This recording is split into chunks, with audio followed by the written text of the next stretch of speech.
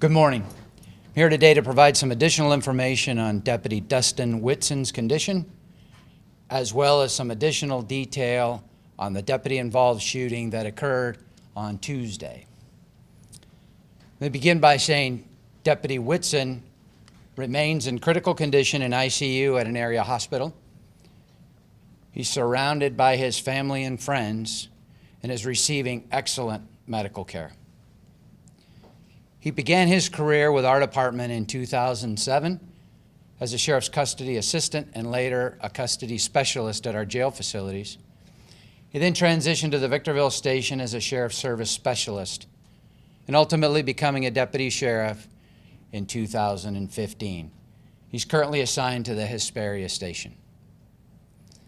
This event began on Tuesday shortly before 1 in the afternoon when an employee at a mini storage facility on Bear Valley Road in Hesperia called to report a subject who had previously been asked to leave was back, and he was asked to leave previously because he had been found living in one of the storage units.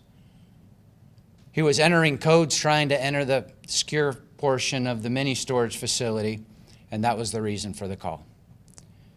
Deputy Whitson was assigned to that call, and prior to his arrival, the subject moved the maroon Ford SUV from its location at the mini storage facility to the east into a strip mall near an Aldi market.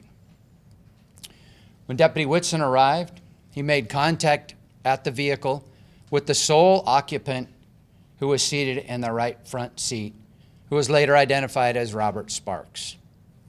The conversation was very short, as we've learned thus far, and for some reason, Sparks shot Deputy Whitson, striking him in the left arm and chest area. Deputy Whitson fell to the ground, and Sparks exited the vehicle and moved to the driver's side.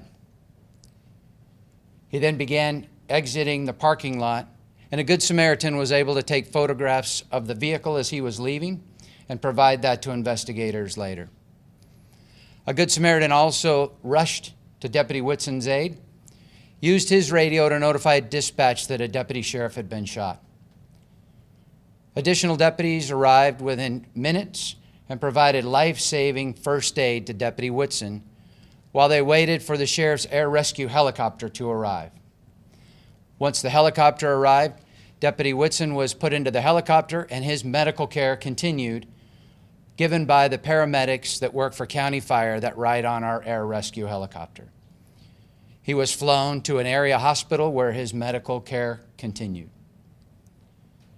Sparks continued from the parking lot in an eastbound direction on Bear Valley Road towards Apple Valley. The vehicle description as well as the direction of travel was broadcast over the sheriff's radio and was heard by the responding deputies. An off-duty deputy saw the suspect vehicle eastbound on Bear Valley Road and turned south on Apple Valley Road, making a right turn. He began to follow the vehicle, and deputies from the Apple Valley station joined. They continued southbound to the end of Apple Valley Road in the pavement portion and continued into the dirt. Shortly after entering the dirt, Sparks stopped his vehicle and fired multiple rounds at the following deputies. Sparks continued southbound till his vehicle became disabled and stuck.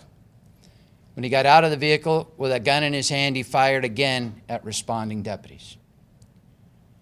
Sparks continued walking southbound towards an occupied residence and fired again at responding deputies.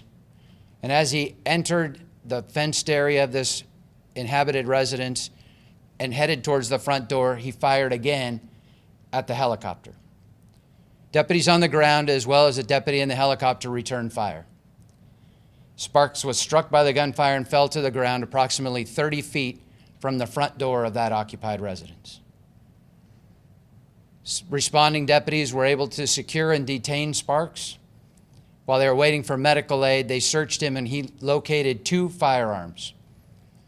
One of the firearms was determined to be Deputy Whitson's service weapon.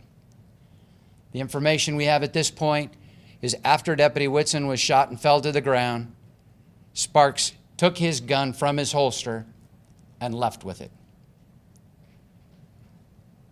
Sparks was transferred via air ambulance to an area hospital and remains in critical condition. Robert Sparks is 40 years old and a resident of San Bernardino. He's got an extensive criminal history, most recently being committed to Patton in 2016.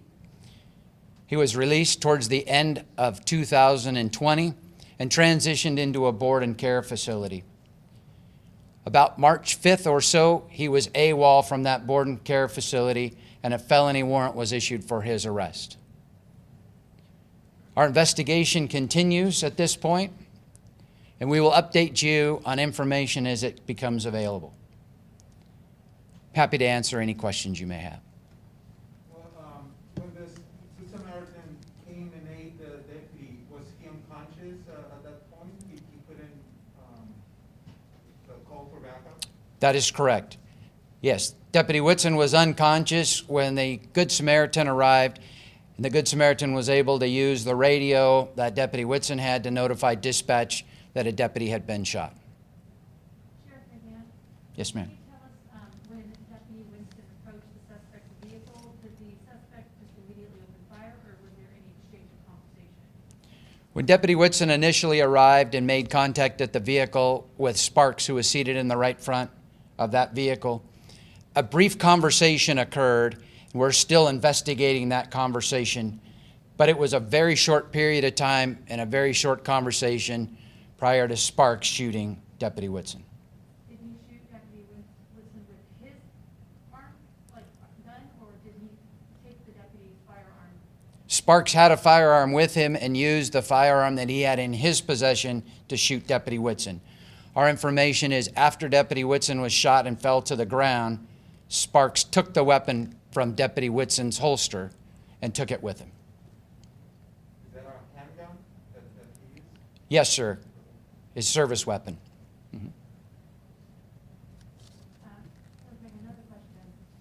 Deputy Winston obviously was wearing his vest. By being shot in the arm, did it travel into his chest area, which is obviously not covered by the vest? Yes, the information that we have, without getting into too much detail, is that Deputy Whitson was shot in the left arm and the bullet transitioned into his chest area, causing damage. And it was behind the vest.